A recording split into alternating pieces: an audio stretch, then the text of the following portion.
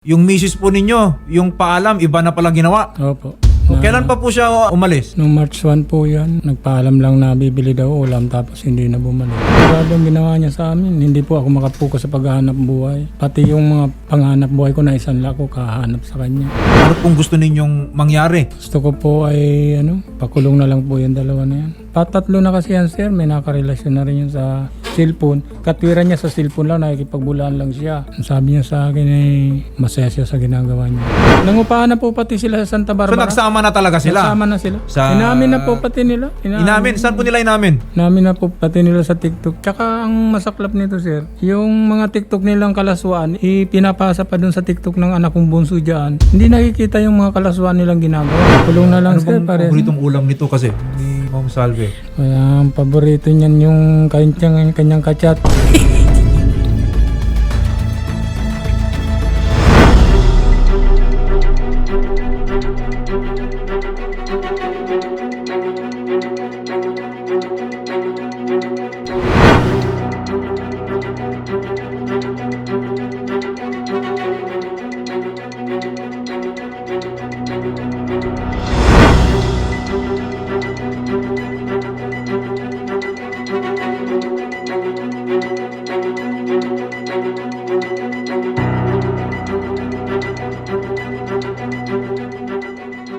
Nandito na si ma'am. Anong gusto mong mangyari para magkausap kayo? Ang gusto ko lang mangyari, makulong silang dalawa. Sa ginawa niya na yung perwisyo sa aming pamilya. Maraming panluloko.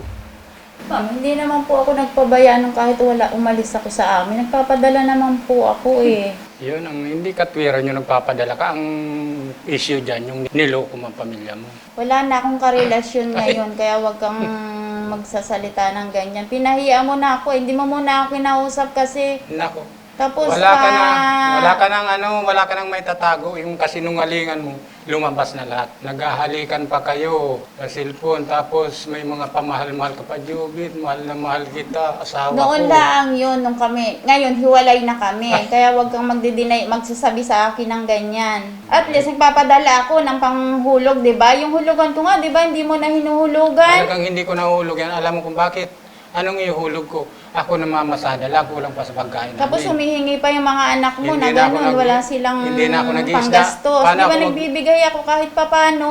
Ay, grabe nga perwisyo ang ginawa mo sa pamilya natin. Hindi ka nanawa sa mga anak mo. Yan ang- Kinukonta ko sila, gusto ko silang kausapin. Ang sabi, ayaw mo. Galit na galit talaga sa yung mga anak natin. Sabi nga ni Joanne, Hindi mo mamatay sila ka na sana nakakausap. dyan. Hindi po, pinagbabawalan siya. Kausap ko yung anak namin nasa Gumaka. Ayun, tanungin mo kung pinagbabawalan kung kausapin mo ang Nagpapadala anak mo. ko, nanirikta ko doon sa anak ko sa Gumaka bago binibigay doon sa kanila. Kasi pag nalaman daw nito na galing sa akin, hindi Yan si tatanggapin. Joby, kasama ko, nandyan din sa kay Joanna. Tanungin mo kung pinagbabawalan ko. Ayaw ka talaga makausap ng mga anak mo. February 2 po kami pumunta ako kay Jobe. Tapos, nung March, nung mapabarangay po kami, naghiwalay na po kami kasi natakot siya. Bakit? Ito Tapos- po bang Jobit na to ay taga dito sa Opo, Santa dito Barbara? po, Santa Barbara. Pero ano po ito ma'am? Meron po ba siyang pamilya na iba? Hiwalay na siya ma'am sa asawa niya, pero may anak silang 4. Yung asawa po kasi niya, may asawa na rin. Bakit po kayo sumama doon kay Jobit? Gayong alam niyo po na may pamilya kayo at kasal po kayo kay Sir Domingo. Ma'am, lagi po kasi siyang bawat galaw ko po kasi dyan sa asawa ko na yun ay lagi siyang galit sa akin ay. Konting maghumawak ako ng cellphone or may katabi akong lalaki, sasabihin niyan, may kakachat ko na siya. Seloso si sir. Siloso sobra po. Kaya paano naman po hindi ako magre-reveal din na halos Ang galing mo talaga. hindi ka pwedeng lumabas na pwede kang lumabas kasama siya. Pero pag may tumingin sa'yo or katabi mo, sabihin, nagbibigay na kayo ng messenger, dapat po ba naman yun? Di ba nung Sarili mo nakakaalam mo. Di ba nung may nakarelasyon kang Bisaya? Ay, di ba naman hindi ako Sa siloso. cellphone lang yan, di ba? Sa cellphone yun. lang. Kasi nga, Nakikipagjowa ka sa binibigyan mo, cellphone. duda ka kasi na duda. Paano nga hindi ako magdududa? Eh, ganun ang ginagawa mo. May asawa kang tao, nakikipag-ano ka pa sa cellphone. Sinong asawa matutuwa ano? Sa totoo lang, nandidiri na ako sa iyo. Sa totoo lang, ma'am, kahit naman sabihin kong tanggapin niya na yung itsura na yan, eh, puro kasinungalingan yan ay. Halimbawa, ganito kasi yan. Kasi sir, tatanggapin ko kung siya. magsasama kayo, ganyan pa rin ang tingin mo sa kanya, Hindi na po walang ma'am, kasi mangyayari. ganyan po lagi yan. Sa cellphone nga po, di ba, nauungkat niya lagi. Ayan ay sanay na sa Kailangan niyo po panluloko. ba ng marriage counseling? Kasi meron din po in-offer si Idol Rafi Oo. ng marriage counseling si Dr. Camille. Kung gusto po ninyo, pwede po namin yun. Wala na Counsel. talagang- counsel po kayo kung kailan po kayo available. Marami kang tinatagong hindi mo nga ituro kung saan location ka. Kung talagang hiwalay na kayo ni Jubit Baldon, kasi nagpapanik na kayo ay. Sa totoo lang, kahit naman kayo maghiwalay, ay itutuloy ko ang kaso nyo ay. Pinapalabas yung naghihiwalay, yung mga TikTok nyo pa. Sayang-sayang nyo pa nga sa TikTok, sa post nyo. Noon nga yun, di ba, noon? Ngayon, may post ba ako, di ba, wala? Ay, nag-iingat na nga kayo ay. Natakot siya kasi makakulong siya. Kahit Saka may mga anak siya. lahat kayo parehas kayo So, makukulong. iniwan na po kayo. Ikaw ma'am, anong gusto mo? Yung Ang sa'yo? gusto ko nga po, ma'am, maghiwalay kami, mag-usap kami ng ayos. At least kung pwede akong pumunta doon para sa mga anak, hindi siya magagalit, hindi niya ako babawalan. Parang gusto ni ma'am, may closure kayo na yung paghihiwalay ninyo, Oo, tanggap parang nyo ganun po, tanggap baga. nyo. Matagal na ma'am, tanggap kong hiwalay kami kasi ginawa niya na nga ay, naghiwalay Magbibigay na nga naman siya po sa ako akin. ng ay. ano sa mga anak ko. Sustento. Sustento po. Matagal naman na tayong hiwalay ay. At least Simula pag nung umalis siya tumatawag sa ako, bahay ay. hindi matatakot yung mga anak ko. Nandiyan na si Papa, Mama, ibaba ko na to. Di ba ganun po ang gusto ko, ma'am? Kahit anong oras ka bumalik sa bahay, alam mo, sabi mo sa mga anak ko, gigilitan kita, ba't gagawin ko yun? Di ako pa ang masama ngayon. O kung pupunta siyang papasyal, papayagan mo? Okay, ma'am. Tagal Yun naman naman kami pala. hiwalay ay. Ayos. Mahal mo pa ba si Mrs. Sir? Kahit sabihin kong mahal ko siya, ay, wala na rin naman. Kasi nga ay May mahal na siyang iba. Yan ang tunay na Wala dahilan na daw po, doon. sir. Oh. Walay na sila. Madaling sabihin yun, ma'am. Yan ang kinatatakot niyan, ma'am. Hindi naman sa akin natatakot yan ay doon sa Tignan mo, bago, Mrs. mo, sir. sa bago niyang jowa. Alin? Wala na nga, sir. Ito po, ganda rin mo. Maganda talaga yan, ma'am. Kaya pag marami bagang marami kami sa kanya. Maganda yan, marami nga kami sa kanya. po ba yung Marami. misis po ninyo? Ay, hindi ba? Nung ako'y nasa Nueva Ecija, doon sa kapatid kong bunso, sabi ko, kawawa naman si mama mo, sabi ko, baka hindi alam nung sinamahan na may asawa siya, tapos binugbog. Kaya sabihin mo, ikaw, Giselle, pag nakausap mo, si Giselle lang kasi nakakausap niyan, ay nandito lang ako sa Nueva Ecija, kung gusto niya, sumabay na siya.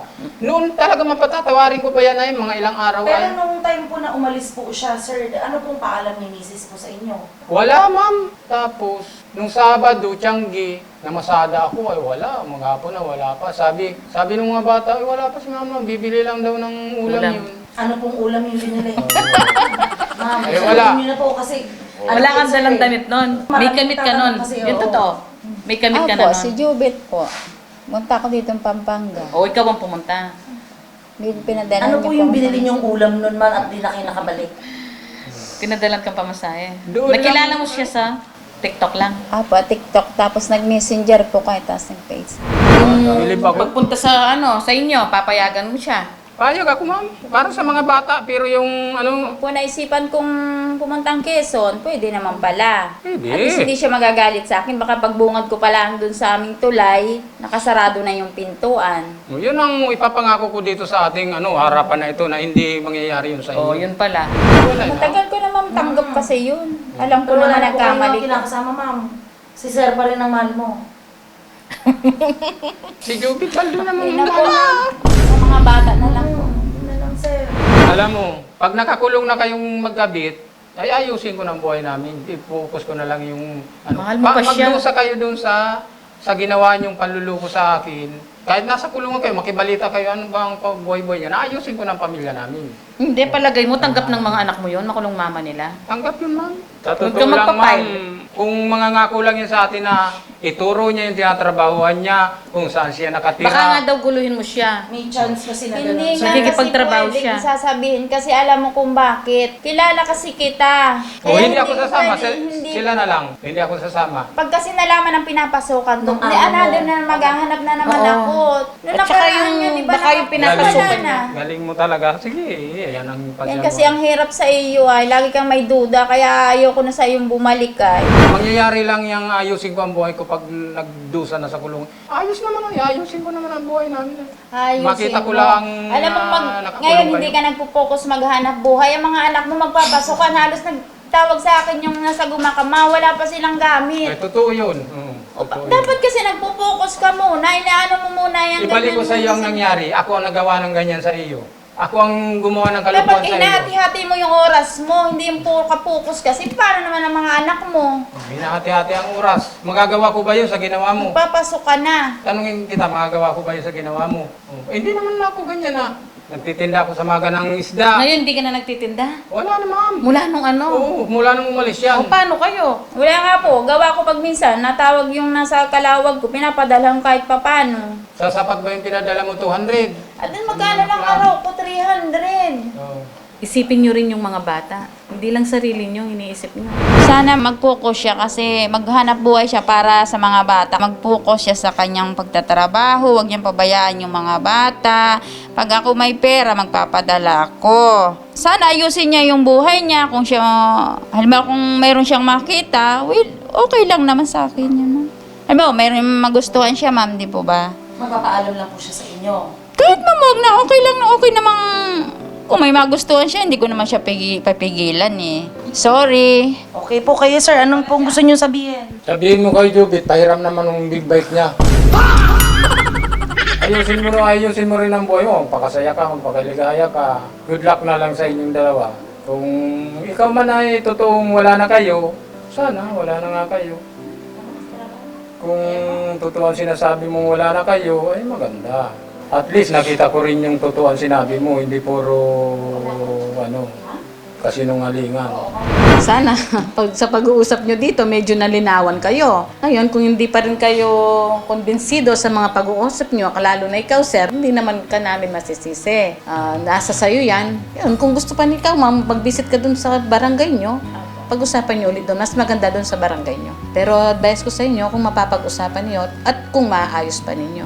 Rapi tulpo, isang taong hindi ka iiwanan. Basta nasa tama ka, ilalabang ka ng patayon. Kahit na sariling reputasyon niya ang itaya, ipagtatanggol ka niya kahit siya ang mapahiya. Ang sarap kapag panatagsan man ng iyong tungtungan, dahil merong rapi tulpo ka na masusumbungan. Ayan po sir, nabanggit po ninyo no, nung pumunta po kayo sa programa po ni Idol Rafi na isanla nyo po ang motor po ninyo sa halagang 25,000 pesos po dahil sa paghahanap po ninyo sa inyo pong misis. Ano kasalukuyan po na nagloloko po ang misis po nyo sa inyo. Ngayon po, nautusan po ako ni Idol Rafi na ipaabot po itong 25,000 pesos po sir para matubos nyo na po ang inyo pong motor at makapagsimula po kayong muli. Tanggapin nyo po itong 25,000 pesos sir. Maraming salamat si Rapi sa malaking tulong mo kasi pag natubos ko yung tricycle ko, makakapaghanap buhay ako ng maayos.